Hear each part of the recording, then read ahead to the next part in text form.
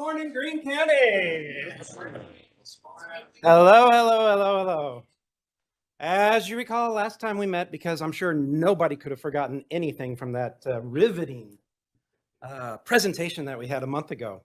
We were talking about the budget and budget adjustments. And at that time, I said we'd reach out to the commission, we'd reach out to the auditor, the treasurer, or financial committee, and we'd talk about options, and we'd come back in February and present some more. Don't worry, this presentation I think is a lot shorter than last month's, so although I did end on time. So Mike, if you hit it, yep. Okay, so we were talking about the difference between all of our accounts that we have versus what the appropriation level of budget should be. So that way, if you have a single account within your structure that is overdrawn or the plan ends up spending more than what's budgeted against that single account, you don't necessarily need a budget adjustment. So what we have here is the budget. This puppy takes a lot of work to put together. We're very proud of it. I think it's a complete financial plan for the county for each year. It's over 400 pages long, and it's just complicated. But budgeting doesn't need to be complicated. The plan just takes us down to a certain level of detail that shows everybody what we anticipate doing for the year.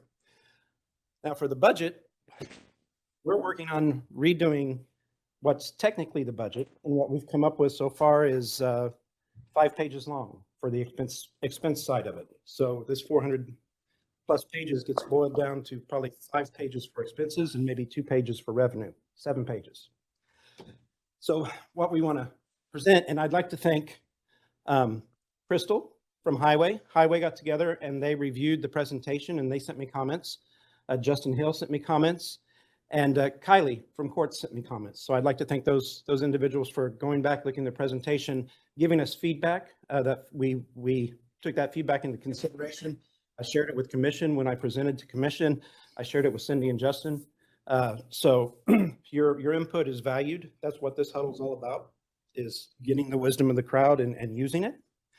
So what we came up with for a recommendation is basically some of it's based off of statutes. When you look at the definition of a budget, statute says it's a complete financial plan, and it gives 4 categories. And to summarize those, one is current operations, another is carryover operations. So those two together are still operations. And then we have the capital expenditures. And then the 4th category is debt payments. Now for us, debt payments are really part of operations in Fund 301. So we're, by definition of budget, we're down to operations and capital expenditures that the definition kind of separates. When we look at the individual statutes as it relates to budget for the different office holders, the majority of those use the same kind of language. They say salaries, supplies, and office. So that's what we've elected to try and make our budget reflect. We're not going to do anything, an additional level down or anything like that. We're just going to take it to personnel, which is all of our 51s. And you look at our expense categories, the first 2 digits of the last 5 numbers is our expense category. So the 51s, personnel, and then operations, which is going to be the 52s, which is contracts, the 53s, which is supplies, the 54s, which is maintenance, the 55s, which is supplies, and the 57s, which is other, and the 58s, which are grants. So all of those expense categories, while separate in the budget plan, we're going to combine all of those for the actual appropriation account level of budgeting. And then we have the 56s, which is capital. The only thing that leaves are the 59s, which is contingency, which is our emergency funds. So that's what we're trying to put it into. And well, that's what that slide says. You want to hit the next slide? So how does this change the budget book? Well, we're still going to make our 400-page plus plan. So that process that we've gotten used to, I think it's a good process. It gets us to understand what we're doing. It also allows commission to know what each office and department intends to do with their money. You know, if you just say, well, I want this much for operations, that doesn't give commission a lot to go on to decide, well, we need to carve back this much from this group and give it to this group, if it's just operations. So by going ahead with the plan and having our individual accounts still reported to commission, it gives them the ability to assess and prioritize where that budgetary money is going to go. But we will add that 7 or so pages behind the appropriation. And there'll be an explanation that this 7 pages is our appropriation level of budget. And the remainder of everything shown in the budget book is just our plan. So it's going to greatly simplify the budget. So where's all this information going to be at for you guys? And we're just going to put it on the budget webpage. We have worked with IS. We've changed our layout of the page. We've been working with them for only a couple of weeks, so their programmer hasn't been able to change it. But all of the files are already out there on our webpage, and we'll just go through some of those files, and they're all in one column right now. They're going to be divided out into 4 different columns. So please visualize with me as we go through those things. There it is. Oh, beautiful page. And I think they're gonna make it a little larger.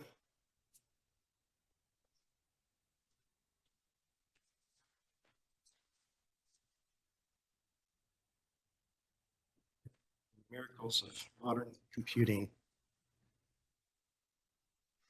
So like I said, we're going to have 4 different columns. If you go down just a little bit more, you can see that the traditional column, which is our budget column, we have budgets from 2015 through 2023. And then at the very top, you're going to see the 2023 appropriation level. So, and then in the future, that'll be part of the actual budget book, but right now we've got to separate it out. You want to open that up, Mike? You'll see that this, and he'll expand this to be a little larger too.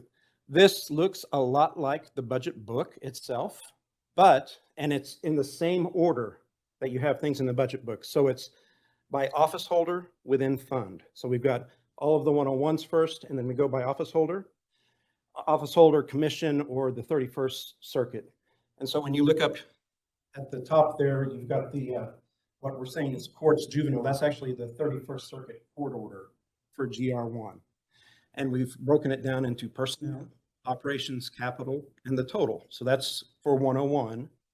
And you can see the same columns that you have in the budget book as far as actual, the 2022 estimate at the time we prepared the budget book, the requested, and the appropriated. So instead of having multiple pages of different account numbers and specificity, we've got the budget level right there. And the whole first page is all of GR. It's funny how it just fit on one page.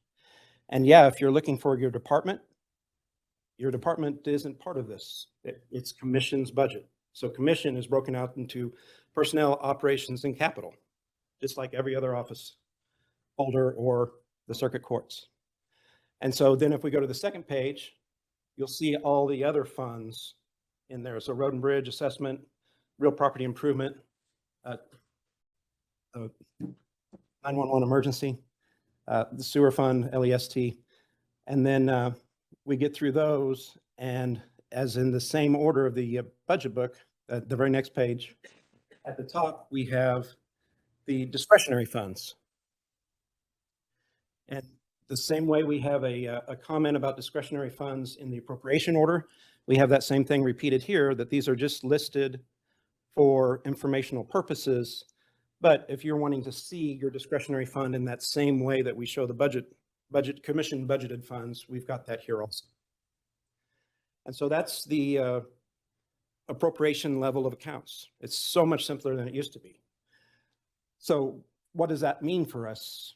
Well, we're going to still monitor our accounts, so nothing's really changed, but the way we monitor is going to be a little different. If you remember last year in the financial huddles, we started looking at the different funds and different office holders and broke them down by expense category.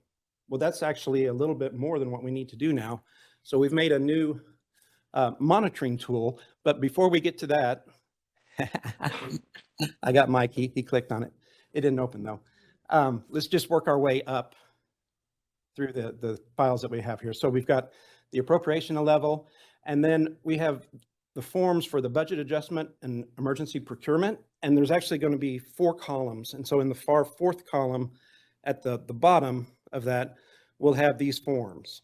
And so the neat thing about how we're adjusting things is that when you make an emergency procurement, you ask commission to change the official budget for something, or you do a budget adjustment, we have forms for those that will be taken to commission and executed.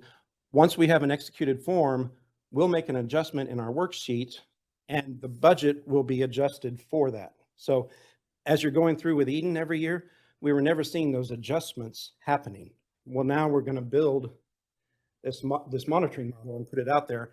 And as commission approves changes, or if a office holder sends me a note to change their discretionary budget, we make those adjustments going forward, so that if you have something that's a warning or is over budget in the monitoring tool, you can change that, and that doesn't have to show up every month thereafter, and we just say, well, we've already got an explanation on that.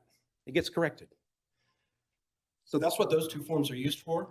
The budget adjustment form is a budget office form, and the general services made that a fillable PDF.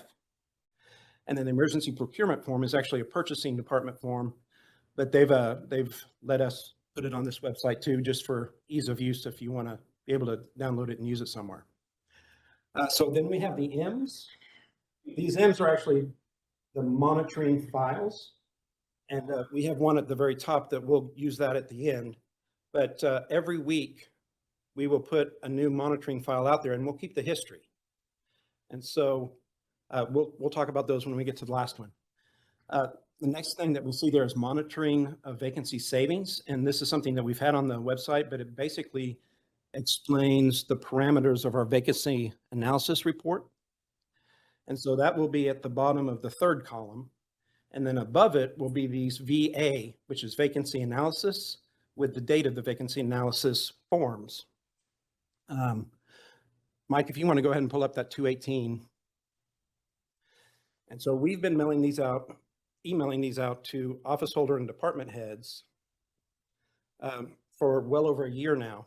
And it basically shows how each office and department is doing towards vacancy. We have budgeted vacancy. And so what this tracks is, do you have additional vacancy beyond what is budgeted, or do you have actually a little bit less vacancy than what you have budgeted? So this has been going out after every pay period. And now we'll be just sending out an email that it's available online and give that link. But this will be on the budget webpage for everybody to see whenever they want to. And so and this covers the general revenue, LEST, the Road and Bridge Fund, and the assessment fund. And so you can see here, as an example, the first one, the collector in general revenue, is 4 pay periods in to the year, $541, spent $541 more than what the pace for their spending would be, taking into account their budgeted vacancy. They actually have vacancy because they had more budgeted vacancy than the 541, but they're basically over that vacancy in excess of budgeted vacancy amount by $541. Now, the interesting thing is it doesn't necessarily mean there's a problem. It's just popping up red, so it's something to catch our eye.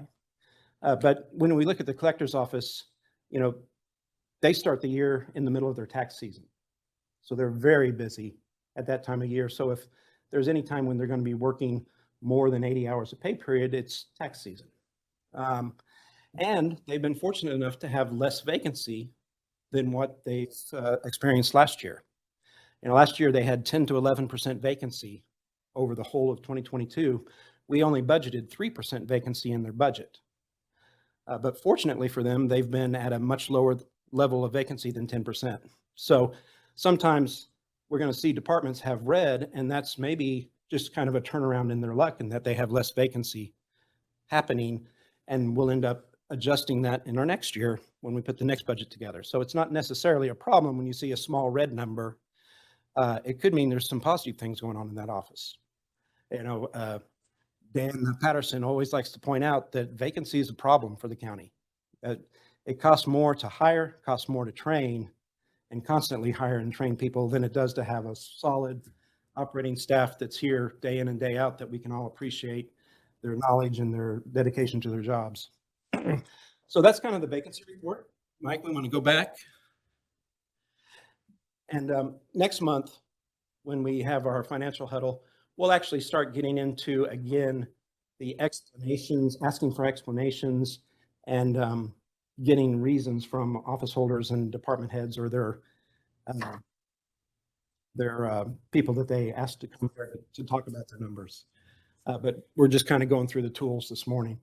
The next thing that you see up there is P 2023-02-21.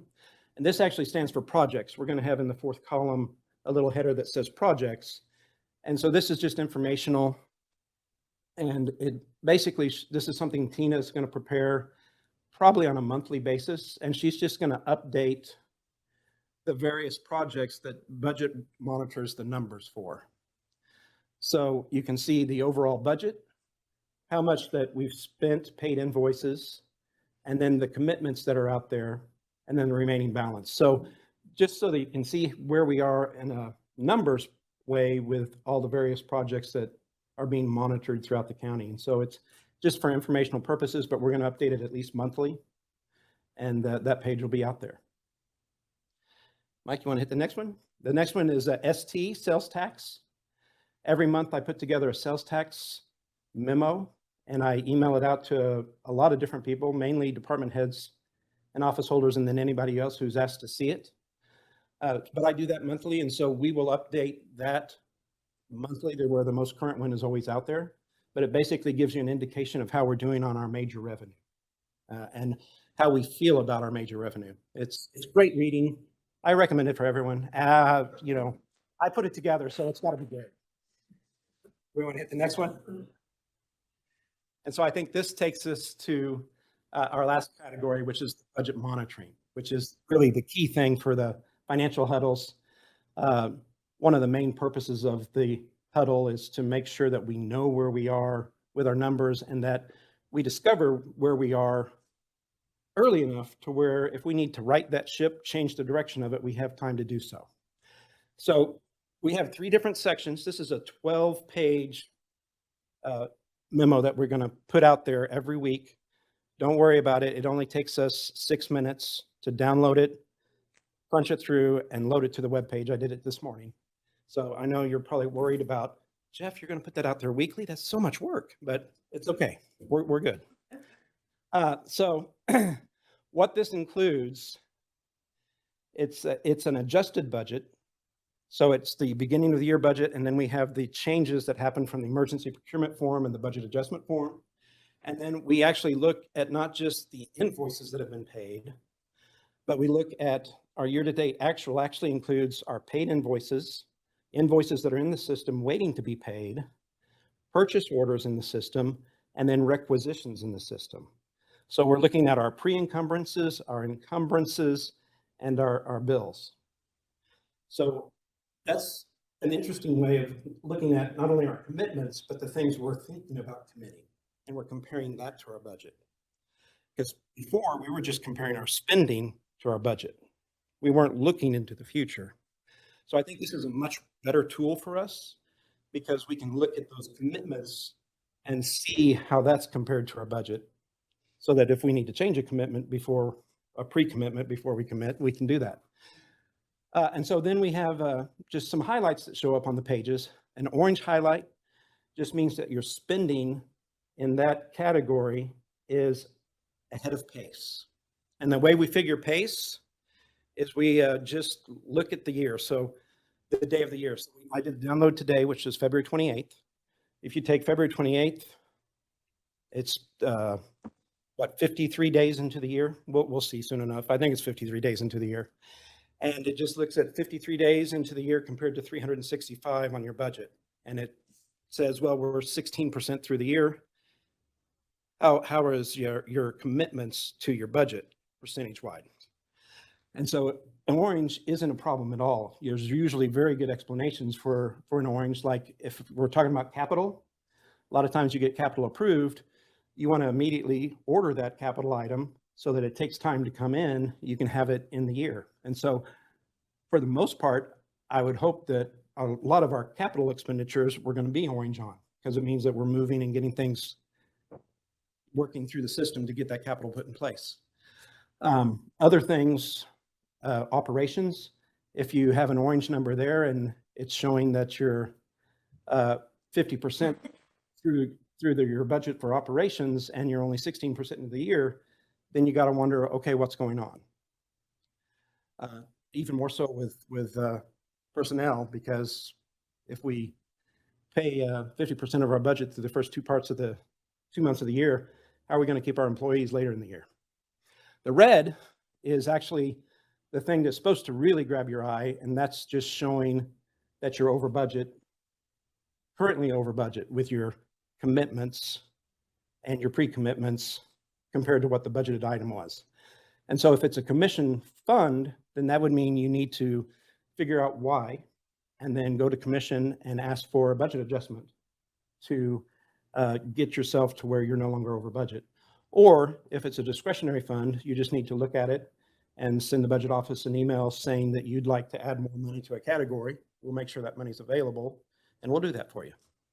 And that way, that red will go away on the next time the next week comes around. So if we want to go ahead and show, that was just a little explainer thing. Here's the actual monitoring tool. And unlike the budget book, where we show by fund and each office holder within that fund, we still have it broken out to where you're looking at each office holder within a fund, but we got all the office holders together. So if you can see that first block, and I don't know if you can make that a little bit bigger, it says 31st. And so that's the 31st Circuit Court and juvenile. It's the court order. And you can see it's all grouped together in one big green square. So you have 101, 206, and then you have 222, and there's a D after that. That means it's discretionary. And you have 224 and 228. And so you can see when you go to this monitoring page, you can see all of your office holder funds together in just one little look. So courts only has to look at that one little area. The next one we show there is the assessor's office assessment. And as an example, we've got an orange item there. It's 37% through of commitments through 16% of the year on operations. You just need to know, what does that actually mean? And you can see when we go down to the next level of detail, where this is just budget, we have a level of detail. You can see that there's going to be 2 areas, contracts and maintenance. And so obviously contracts, you could have an annual contract that comes early in the year, and that's your explanation. And maintenance, you could have a computer maintenance thing that you're paying early in the year that's for the full year. And so orange is just a warning. We should look for an explanation. It doesn't really mean there's a problem, but it's going to get us familiar with our numbers. It's going to get us familiar with when our expenses happen throughout the year. So we can see each of those going through. We got commission on the right side going down, and that's still just by fund within commission, all rolled up. Mike, you want to just roll down to another page? We do have the next page. We do have some, or it's this page, I guess. On down, we have some sheriff funds where we're actually have some over budget. And we'll end up reaching out to Jeff Basham about this. And I know Andrew's in here too, so you're seeing this now for the first time. The 242 is the Sheriff's Grant Fund, and we have a budget of $9,200 in operations, and we have spending of $47,460. So that's just something that we're going to need to look at, and we'll have to prepare a budget adjustment form and bring it to commission. And of course, in the first 10 months of the year, we use contingency. But if there's a place that we can trade that information out, then we can fill out the budget adjustment form to show that, and it will save contingency in the 11 and in November and December. But when we see red like that, it's not an issue. It's just means typically that we either have to bring it to commission to get them to formally approve a change in the budget, or if it's a discretionary fund, they just need to send us an email and we'll get it fixed to where it doesn't show up as red on the monitoring page anymore. And so then we have just our last hangover of one sheriff fund and the treasurer's fund, or the treasurer's lines within 101. And then we actually show the use of emergency funds. So you can see throughout the year, as commission makes approvals, they've already approved $80,000 in budget adjustments this year. One was late 2022, and then there's been two others that have added up to that $80,000. And so you can see what our beginning contingency is in the 4 different funds we have listed there. And of course, 101 has to cover any fund that isn't listed there, except for discretionary funds, and then what's remaining to be able to be used. And then we have use of discretionary funds, and you can see that we have $40,000 used there, and that was the recorder had a change in how her funds were being used. We didn't actually budget any personnel expense in the recorder's 237 fund, and she's paying for some personnel there. And so she sent me an email. We quickly changed it. Boom, it's done. On the right side, we have the estimated ending balance for each of our funds at the end of 2023. And so you can see how the changes from our budget adjustments and emergency procurements are going to be in that adjustment column, and then we'll see the updated change in the remaining balance. And so there you can see in 237 the use of recorder funds there. And so that's really the budget and the budget monitoring. We have additional pages here, starting at, what is that, page 5 out of the 12? Yep. So there's a cover page and then 3 pages of budget, and then we're into additional detail. And so here, the orange and red is still used, but it doesn't mean that they both mean kind of the same thing that orange meant on the other page. It's just there to grab attention. We want to run down. Instead of having it by office holder within fund, now we take it a little further and we have by office holder, well, by expense category type, by office holder within fund. And so this would be the case where, like, if you want to go and find the assessment fund, because we talked about that one earlier, where the operations were a little bit higher, you can see here, and we got it listed in order of 51s, 52s, 53s, 54s. So the 54s, we've got 63% spending on maintenance, and we've got 56% spending on supplies out of what the budget is. And so that narrows down why you have an orange thing in our main budget category. You can go and you can look at your accounts within those areas to see where the change in spending from PACE is. You know, it's like I said, and there's usually a perfectly valid explanation for it. But the thing is, we want to make sure that we are looking to see if there's a perfectly valid explanation, so that if you say, oh, well, that was a surprise to us this year, you can go ahead and ask for that budget adjustment before you get out of budget. So it's a way of proactively managing your office or department to where you can see something coming down the road. You can go ahead and ask for that budget adjustment if you need it, whether it's a use of contingency or you realize you're going to have savings in salary and you'd like to ask commission to use that savings in salary to support operations. Or capital spending was just a little bit higher than what you thought it would be, and you'd like to use some of your operations money to fix that capital. Or some of the things that were budgeted under capital ended up being less than $1,000, and they ended up being spent out of supplies, and you'd like to move some of that capital money to supplies to take care of what it was meant to take care of. And that's really what we have as far as that budgeting. Now, obviously, if you work in a commission department, this doesn't do a lot for you. So we have a commission departments at a glance. And let's just show that page real quick. And all that does is it shows general revenue, and we have a breakout of each commission department and then non-departmental expenses. And you can see the exact same thing informational wise for your office or department. You'll see one red thing there. That's a contract for building operations, and they went 28 cents over budget. And it shows up as red. But the information's there, so you can see, oh, it's just 28 cents. And the good thing about this, even though they're over budget, somewhere in a commission department, there's going to be savings of at least 28 cents to cover that. And so we don't have to do a budget adjustment, but we know it's there. And so that really is the monitoring tools that we've kind of put together. We look at just the budget appropriation level of budget and tried to make that as flexible and easy to do as possible, making it more practical so that we don't have to do a ton of adjustments. But then we have the additional tools layered in to where you can go down to the detail level of your information to see what's triggering maybe a warning. And that's what we've got.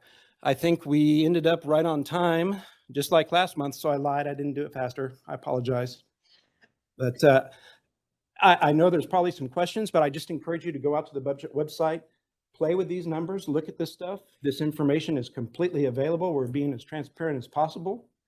And next Financial Huddle, we'll actually start talking about the monitoring and asking for explanations and get back to doing what we do in the huddle.